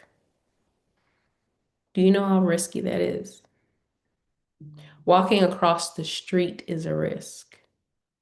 I know I've been hit by a car, like my physical body. It's a risk. Everything's a risk. You might as well risk your life trying, right? Hi, Christina. I'm here. I'm the annoying one in the comments that has a lot of heart and loves everybody, and people are getting annoyed a little bit. But I've been following you for a while. Thank you so much. God bless you. Thank you. I appreciate it. Thank you so, so, so much. I Yeah, I brought show a up, lot of. But I said I show up every single week for you guys. So I just love doing this. well, a lot of you now, because it's been 10 years. A lot of you now, and I'm trying to always. I'm a student. I have a lot of knowledge, but I'm a student always, like you are. But Yeah. even your accountant is nasty. Fucking. Excuse my language. He is awesome. So loving. I mean, his answer. He did. You know when you're talking or asking a question and they just go, they're already smiling before the question's even finished. Yeah.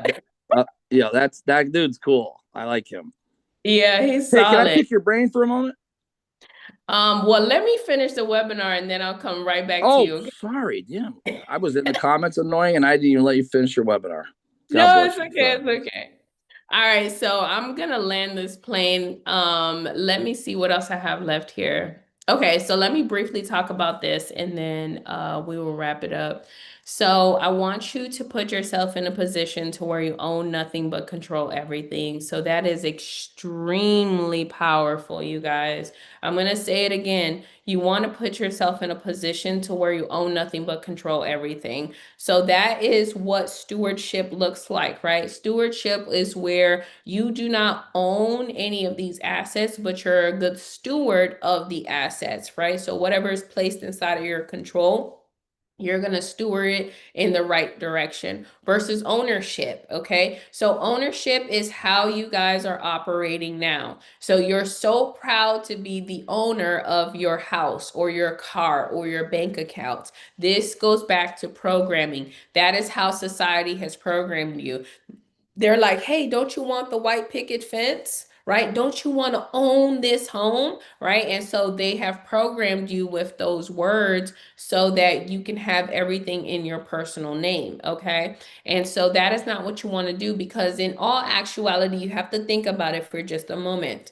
Right? If you didn't wake up tomorrow, that house is still going to be there, right? That piece of real estate, that land is still going to be there. The car is still going to be there. The bank account with the cash money is still going to be there. So in all actuality, not ownership is not what you want. What you want is control. What you want is to have full control over those assets, full control over that house while you're living, full control over that car and that cash money while you're living, right? And so that's what a trust can do for you. A trust can put you in a position to where you have full control over those assets, but the trust owns the assets and not you. And so that's why you need to be operating in stewardship versus ownership. Okay. And now a lot of us, we haven't even asked ourselves this question about how am I going to transfer the wealth, right? And so we're walking around here saying, yes, I'm building generational wealth, right? But in all actuality, we don't have the tools for generational wealth, right? Because if you think about it, how is the wealth going to reach the next generation, right? It's going to get eaten up by the court fees, right? And so what you want to do is you want to set up a trust, and then you'll have your loved ones be beneficiaries. And so you're going to issue them TCUs, which are trust certificate units. So trust certificate units are just like stock certificates. So stock certificates, they represent ownership in a corporation. So trust certificates represent beneficial interest in a trust. And the reason that we use beneficial interest is because a trust is a living entity. No one can own a trust, just like no one can own you. You are a living entity, okay? And so that's why we use the term beneficial interest. So now let me break down what it looks like, right? Your trust is going to generate 100 TCUs. And so those TCUs are going to be issued to your beneficiaries, and they're going to represent 100% of the beneficial interest or the net worth of the trust. So for example, let's just say that I'm your beneficiary and you're going to give me like 20 TCUs. That means that I'm going to have 20% of beneficial interest, or or 20% of whatever the net worth is. So if the net worth is $1 million, then I'm going to have $200,000 worth of beneficial interest. Okay, so that's what my TCUs are going to be equivalent to. So that is how you want to pass down wealth, through trust certificate units, because then if I'm your beneficiary now, my TCUs are then going to go to my children, and then my children's TCUs are going to go to their children, and then their children's TCUs are going to go to their children. So whoever the heirs are, those units are always going to be passed down to the next generation, which is what you want. That is how you're going to transfer generational wealth. This is how you want to transfer wealth efficiently and effectively, okay? Whatever you're doing right now, if it doesn't involve a trust, then it's not going to make it, okay? Because you can't be focused on, I'm making the money or I'm buying the house, but not protect it and not make sure that it lasts, right? And so why do you think that there's so many like athletes and celebrities and famous families that they actually blow the money during their lifetime, or it doesn't even reach the second or third generation because the next generation blows it,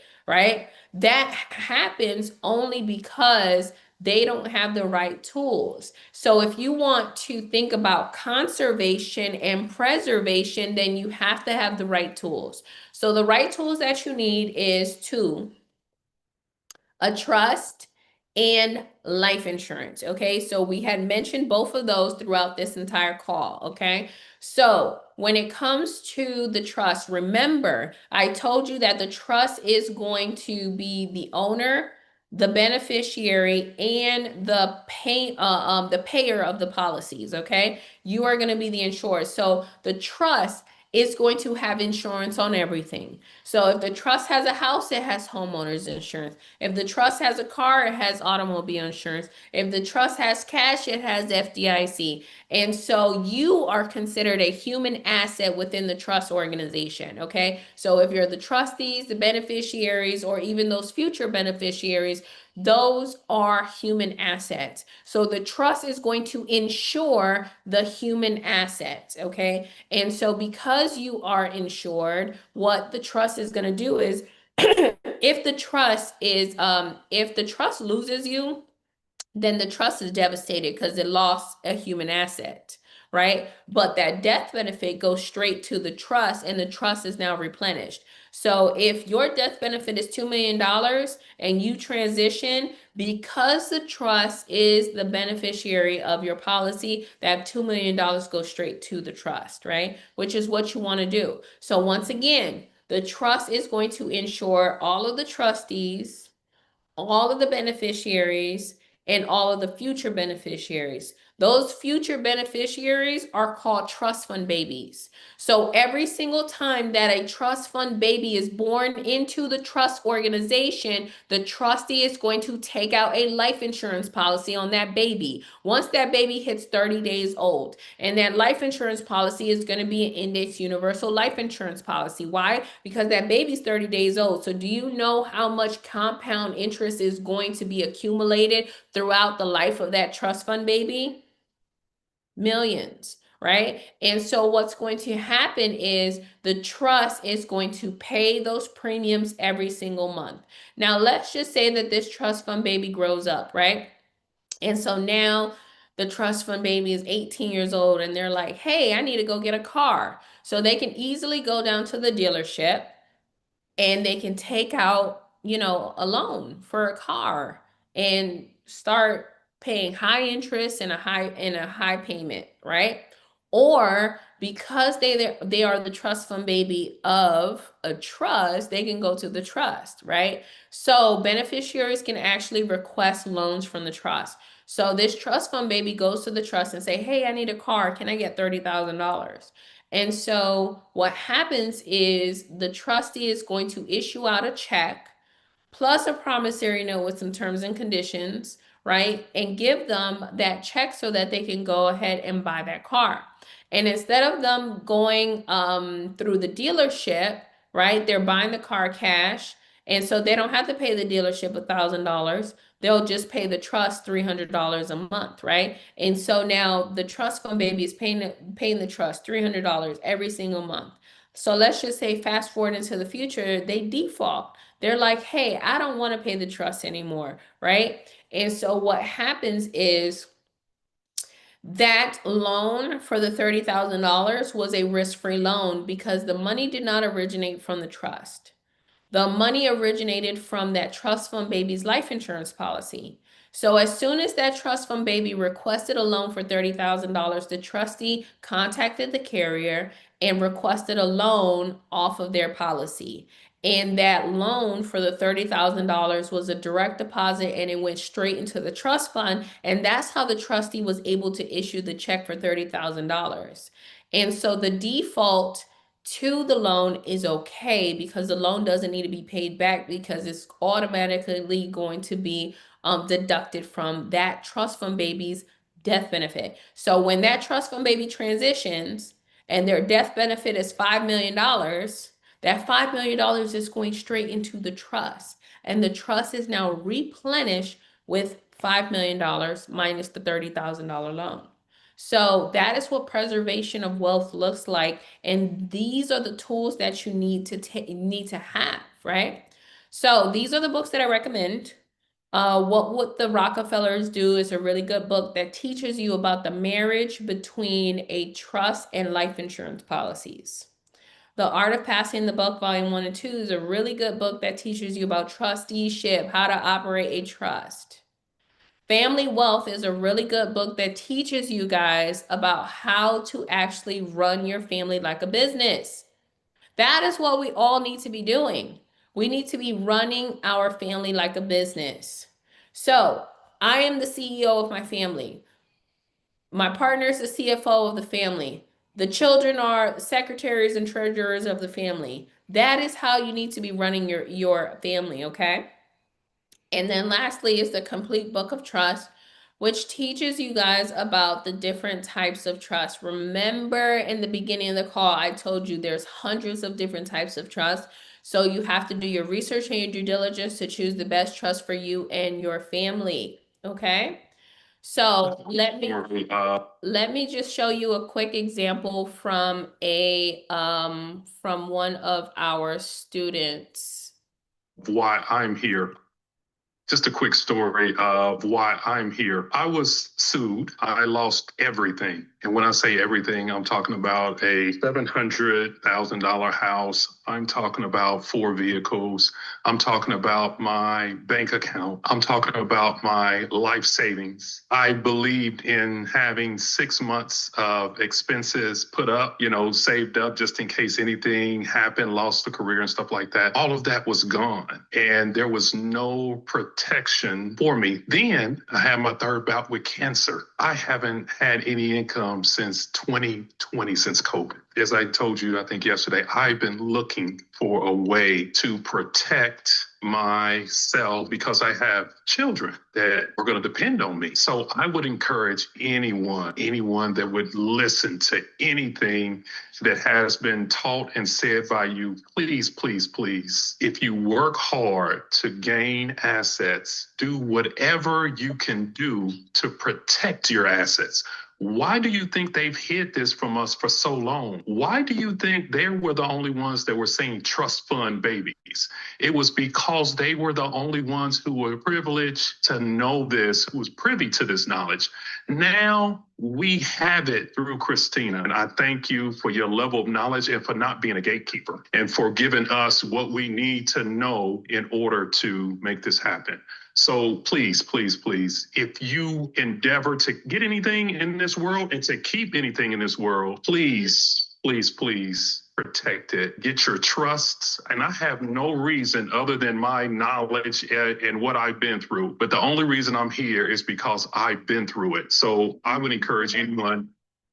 Yep. So that's one of our clients that he went through the program, and he was giving us his testimony that he actually was sued and lost everything. And so a lot of us, we are caught off guard when it comes to these, major life events. And so we're literally walking around here thinking that we're not going to get sued, right? Or thinking that we're not going to lose it all, right? So let's hear from someone else.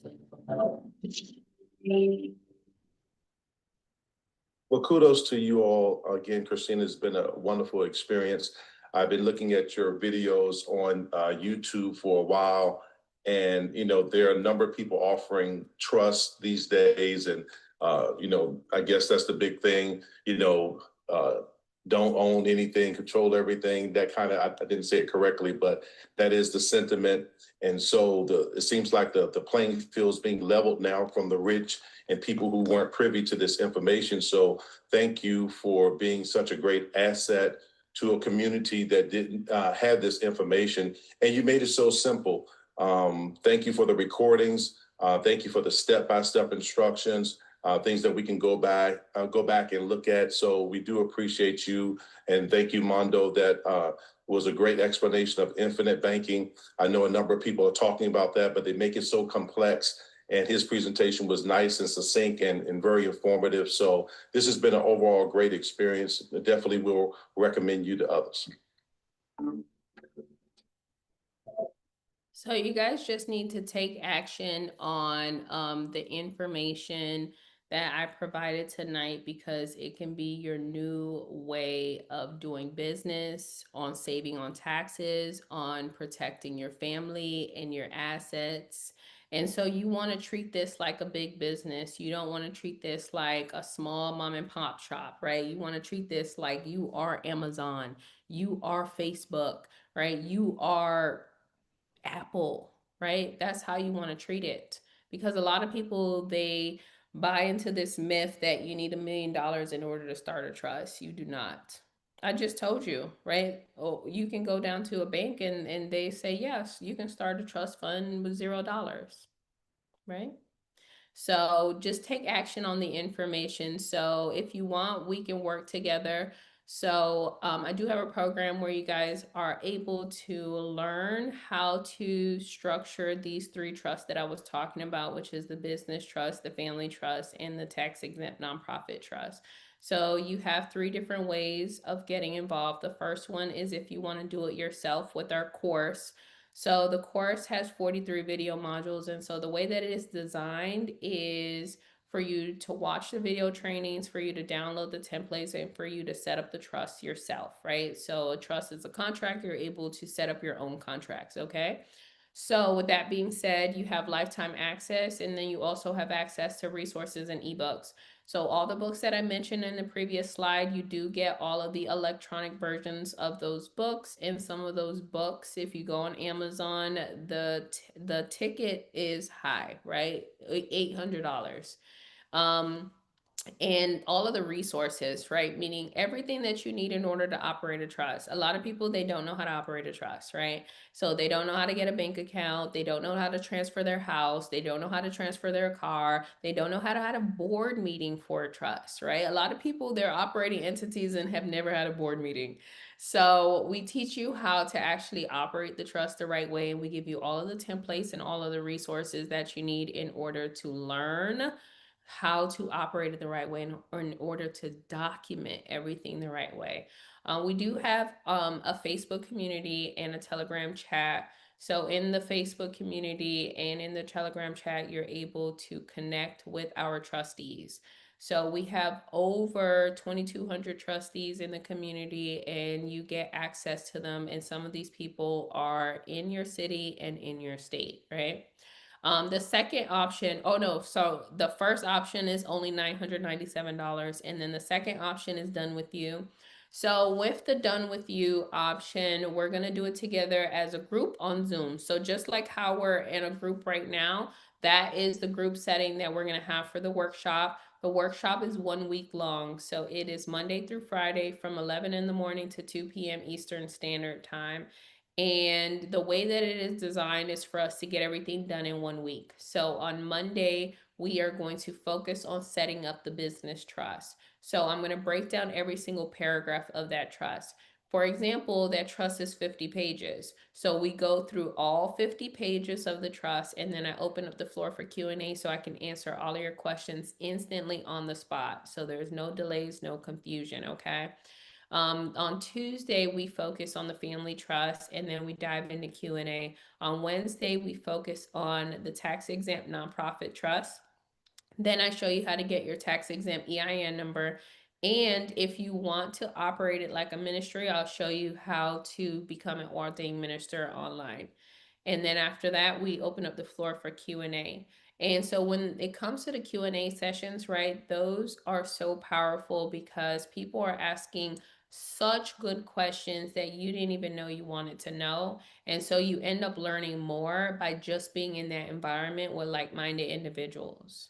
On Thursday, we're going to focus on OPM. So I teach you how to get your EIN numbers, and then how I give you a list of banks and teach you how to open up a bank account, how to fund it, how to have a board meeting, and how to document your promissory notes so you can document the funding process. And then our fund manager comes in and he teaches you about the business credit and the business funding so that you're able to get the money that you need for the trust. Okay, I don't want you to use your own money in order to start your trust fund. Use the bank's money because the bank is using your money. Okay, and then the last day is Friday, which is all about asset protection and taxes. So when it comes to asset protection, I'm going to show you the step-by-steps that you need to take. So initially, we're going to actually do an inventory of our assets so that we know which assets are going to stay inside the trust and which assets are don't qualify to be in the trust. And then I'll show you how to transfer your house into the trust, how to transfer your car into the trust, how to transfer your businesses into the trust. And then lastly, our CPA comes in and teaches you about the trust taxes. So he teaches you how to fill out the 1041 forms, and he answers all of your questions dealing with the trust taxes, okay? So the workshop, you do get lifetime access to the workshop. So every time that we have a workshop in the future, you get to attend all of the future workshops, okay? So we have them every 4 weeks. So the next workshop is going to be in 2 weeks. So it is February 9th to the 13th. So 2.5 weeks. And so with the done with you, you get accountability. We're able to double check all of your documents, and you still get access to the course, the Facebook community, the resource, the ebooks, and a Telegram chat. So the workshop is only $2,500. And then the last option is done for you. So done for you is where me and my team will be able to set up all 3 of your trusts for you. We'll apply for your EINs and we'll transfer all of your assets. So you get individual support. So that's one-on-one support with me and my team. And then you get extended support as well. And so this is for people who, you know, are not tech savvy, or they have multiple assets, or they just don't want to do it themselves. And so, or they need the extended support because of their structure. Their structure might be a little complex. So you do have the done for you option, which is only $7,500. So what you want to do is you want to go to our website. So you see it here on the bottom. It says wealthytrustee.com. You can also send us a text. You can text the word trust. And then you can also send us an email. So what I want to do is I want to show you an example of one of our trust templates and what the course looks like. And then I'll open up the floor for Q&A so I can answer all of your questions. So this is, let's see if I can open this up. So this is just an example of one of the trust templates. So everything that you see in red is what you are going to be customizing. So if you see here, there's a lot of features in red that you want to be able to tailor to your specific organization, okay? So this is what the actual course looks like. So remember I told you you get 43 video modules. So you're going to start with trust entity, and you're going to learn what a trust is. You're going to learn who the contributors are, meaning the grantors, trustees, beneficiaries, successors, protectors, the benefits, and the types of trust. Then you're going to learn how to set up the tax exempt trust. So we go through everything, including your EINs. Then you're going to learn everything about the family trust. So we break down every single paragraph, every article, every section. We break everything down, because what we found is that in order for you to be able to efficiently and effectively operate a trust, you need to know what's inside of the trust. And so that is what trusteeship is. And that's why we, have this programs to teach you how to actually be a trustee, right? So then you go through the business trust setup. Then you go through tax strategies, so how to operate tax exempt, the difference between for-profit and nonprofit, what distributable net income is. Then you learn about asset protection. So once you take an inventory of your assets, then you can open up bank accounts, brokerage accounts, transfer house, cars, insurance policies, businesses, and have board meetings. And then you learn about wealth creation, where you're going to learn how to establish the credit so you can get the funds that you need. And then you can invest those funds into the stock market. And then you can do the infinite banking with the life insurance policies. You will then learn about the legacy crest. And then you have all your resources in your ebooks. So that is it, you guys. We have been here for 2 hours. So I appreciate you hanging on. So I want to answer any and all questions that you guys might have, and I will look into the chat.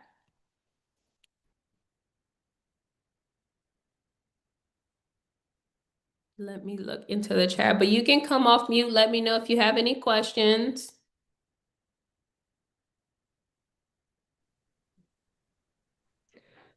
Hi, We're looking Christina. for This live. is Jeanette. Uh-oh.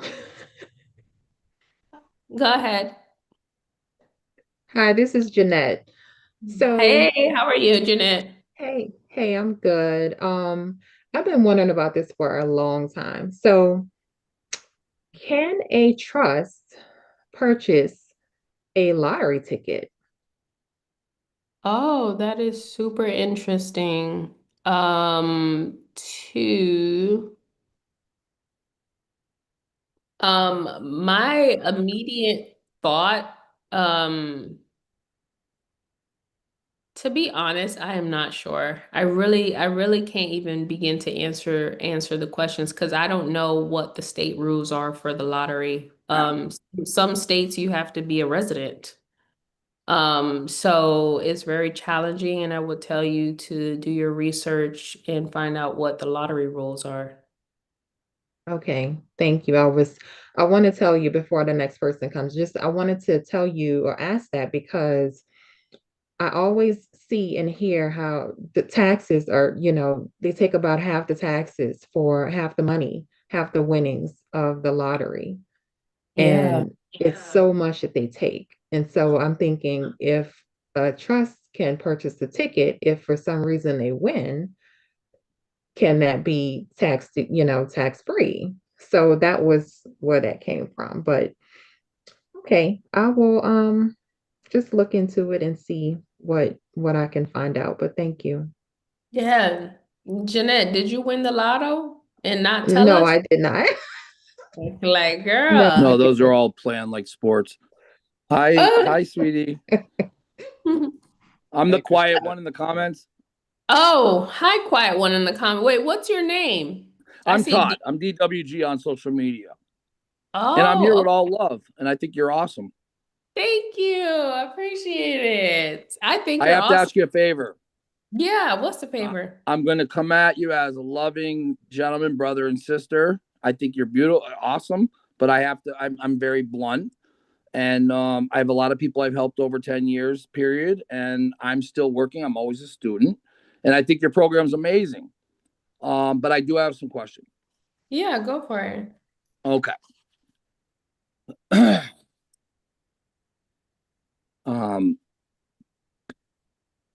Okay. Let me gather my thoughts here. So, all right, the first one's going to be a little tough, and you can delete me after this.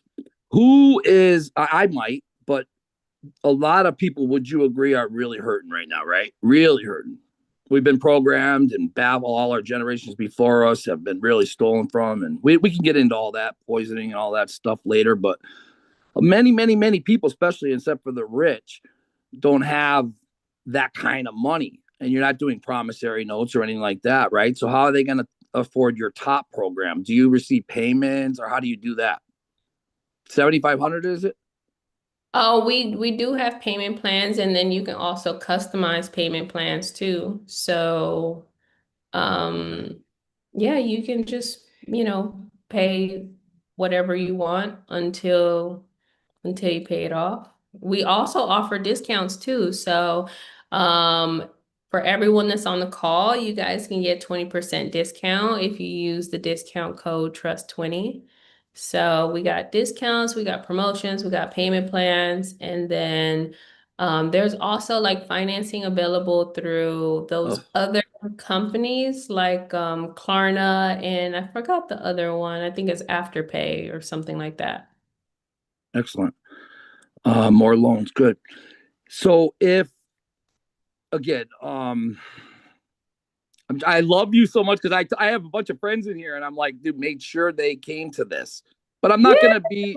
Listen, we're living in a life where we're alienated, laughed at. I'm supposed to be married with kids and off chilling on the beach somewhere, and I'm here stuck studying 20 different jurisdictions and all this other shit. So I have to be blunt, and I love you as a person. So what I'm getting at is, are you open to? Are you already set in your ways? Are you aware of other situations, or are you available for other opportunities that might be better for people?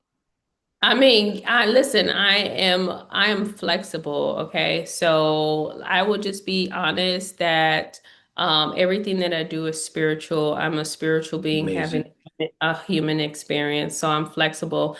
Now, if there's something that we have to talk about offline, I would love to have a private conversation with you because there's, some scenarios and stuff like that, and I just don't like to confuse people and to Well, I'm not going have. to put you in a situation where I'm going to embarrass you for sure. You hear me? Yeah, no, that's not what I'm talking about. I'm just saying that there's unique things that are happening in society, and then other people Crazy, get right? Yeah. fused with the unique things that are happening in society. Okay. Excellent. So on a good note, so you mentioned a lot about you don't want to have just a will because guys, they stick you in probate. Let's just say as an example. So you have a will. Your mom wants to give you a home, right? And you went through drug problems, and she gave you one of her other homes, but she wants to give you some homes, but she dies with just a will. You're going to end up in probate because we're all chattel, so we're all actually in probate anyway. That's a story for another day. They own you, your kids, and everything else. Anyways, Yeah. the only way to get out of that is through what Christina's showing here, and that's in the private. And that is in getting into separate entities. So you are an entity. Like Yeah. the United States Inc. is not it's not a government. It's a McDonald's. So It's when a you business. set up an entity, you're just as powerful. Huh? I said it's a corporation. It's a business. It's a corporation, and it has about 46,000 what? What, subsidiaries? Yeah. Mm-hmm. Okay. So all right. Anyways, I'm trying to do this because you're so awesome. I don't even want to do this right now. We will do this offline. But Yeah. everybody keep your heads up. You're right where you're supposed to be. Just get healthy, deparasite, because we're on a Zoom. I can say this, deparasite, demetallitize. There's a lot of frequency coming. And if you don't, you're not going to make it. So we'll see you soon because we can't die because we're all energy. Okay. Other than that, Listen, I have my oregano oil. I have my black seed oil. I'm fasting. that's why your I'm skin's so nice. ready. Okay, the vessel is getting prepared. Get it? You doing that burdock routine? Get rid of that metals? Anybody got zeolite? All right, we'll talk about all that later. I would love to partner with you. I do have some I learned some things, and I do have, because I'm always a student, and I'm not coming on here as a tough guy. I love the people, and I've been trying to help the people so much. You remember the time that you were trying to help everybody, but you forgot to help yourself? Yeah, of course. That was a couple years, 5 years ago, whatever. Yeah. If you don't help yourself, you can't help anybody else. Yeah, exactly. That's what they tell you on the plane. Put your oxygen on first before There you you can. go. Everybody always says that to me. Damn it, that's the most common one. That is though, but it makes sense though. I'm sorry. It's facts. Makes sense. Put your oxygen on first. Let me ask you a question. You know that straw man, right? Uh-huh. What if you were to trademark incorporate that as a sole proprietor and have it owned by like a nice little 508 or LLC? We'll talk about this later. But everybody, I love you. I'm sorry for all the comments. I'm very emotional, and I'm just trying to help people. And Can we adopt you? You're hilarious. I'm just trying to be polite because you're Yeah. really tough to be even rough with. I can't even tell you most of my questions right now because your smile is crazy. Thank you. Appreciate it. Anyways, a lot of people out there have questions. If we can hit up later, that'd be great. But thank you so much for having me. Okay. Well, just call the number. You can call us, text us, okay? 305-749-9215, okay? No, because one of your agents will answer. No, I listen. I'm just messing with you. It comes straight to my phone. All right, let me ask you one last question. One last question, and then I'm out of here. Ivy is in. She's on here, so she will Hi, be able Ivy. to Love you. answer. She Yep. probably is annoying. Somebody muted me a couple times. Yeah, it was Ivy. Well, that's understandable. I was Yeah. it's my emotions are going to flow the way theirs. I'm here to help as many people as I can. I want to get fathers back to their kids for no victim crimes. I want to get kids back from CPS. I'm trying to work. Yes. But Yes. thank you. My question, last question, I'll let you go. Do you feel this product and this everything that you're promoting is no, this is just honest. In your best opinion, is the best way, or are you willing to hear other options? So I'm going to tell you that everyone's situation is unique and that my way and your way are two different ways, and they can be two different ways. Why? Because my structure is different from your structure. So That's understandable. that's why I keep saying do your research and your due diligence to see what's the best way for you. Your structure is different. Mm, okay. That's full transparency. I'm not gonna. I could go on, but I'm not going to. I will respectfully decline. God bless you all. I love you. God bless you too. Any other questions? Yeah, I So have a somebody asked, question. okay, yeah. Somebody Yeah. asked if this is recorded, so we are gonna put the replay link inside of the chat now. Okay. Yeah, okay, what's your question? So I'm entertaining starting up a family trust with like my siblings, stuff like that, for nieces, nephews, children of the like, etc.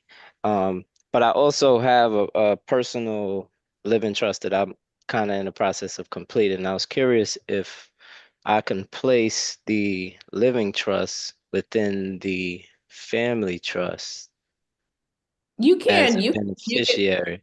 yes, you can. I was just gonna Yeah. say that. Yeah, you Okay. can. And then my other question was, can any trust kind of be a beneficiary of multiple trusts? Like to Yeah, infinity, I guess. Okay. yes, yeah. Okay. Yeah.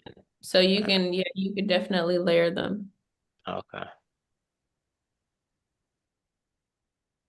That was a great question. Thank you. Oh, thank So you. I really appreciate it.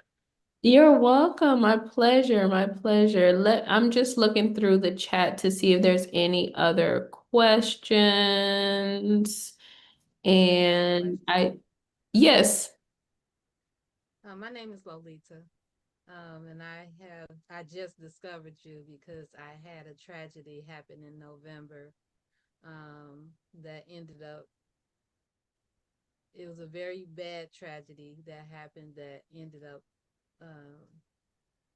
leaving me with a lot of money. And so I was told that creating a trust was going to be the best option for me. And I had someone that I was talking to about it that does trust. But when I saw yours, I felt more comfortable with how you presented it. You talked about investing in UIL, is that? No, IUL, that's right. IUL, yep. UIL. What if you are not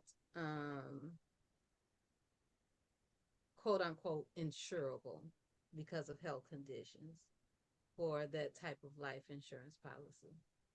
Yeah, What would happen? so if you don't qualify, because with an IUL you do have to qualify, they do require you to do a medical exam. So if you don't qualify for an IUL, then there are other type of policies that you can qualify for.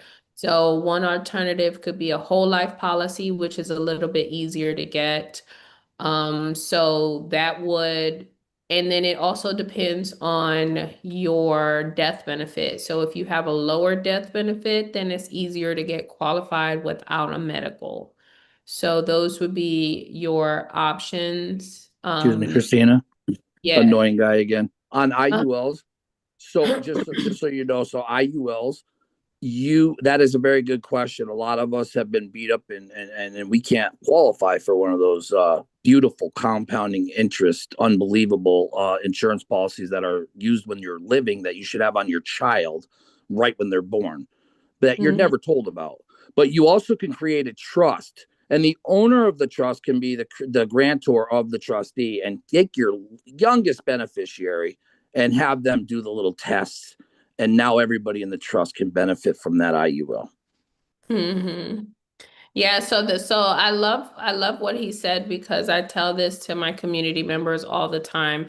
So if you don't qualify, then what he's saying is that you can have someone else within the trust qualify and your trust is still able to have an IUL policy, own it, and still earn the compound interest.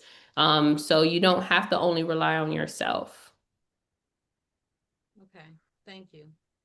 You're welcome. So someone said, my husband and I own a home. He's on the loan. I'm on the deed. He's not really in the mindset of having a trust at the moment. Is there a way to proceed with the family trust, including the house? So when it comes to you transferring the primary residence, the transfer has to be done by who's on the deed, not who's on the mortgage. So the mortgage is going to remain intact in that individual's name and on their credit report.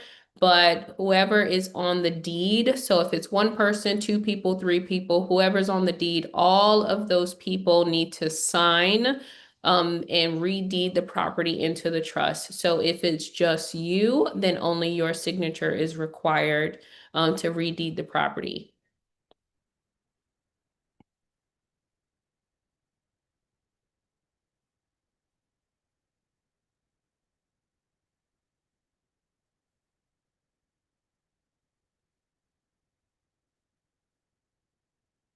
And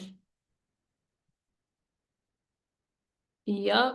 So it looks like that's it. So thank you guys so much. I know I went over. We were supposed to end 45 minutes ago, but I get so excited and I just want to share everything when I'm supposed to, only be sharing the basics.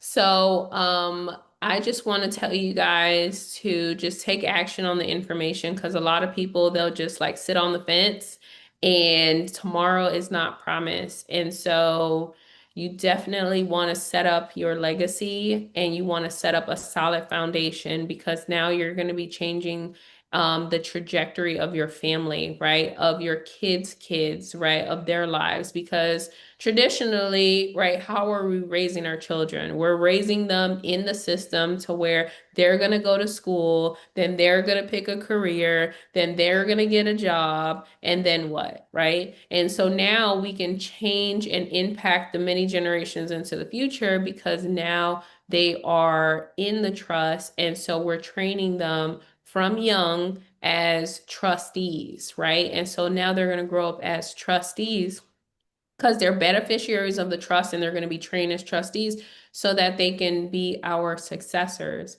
And so we are going to be impacting many people. And so everyone that's on this call, I know without a shadow of a doubt that you guys are the generational curse breakers in your family. And so it's time for us to be able to put this plan in place so that we can break those shackles. So congratulations. I love you guys, and I will see you guys on the next call, okay? You guys have an amazing weekend. Thank you. Bye, everyone.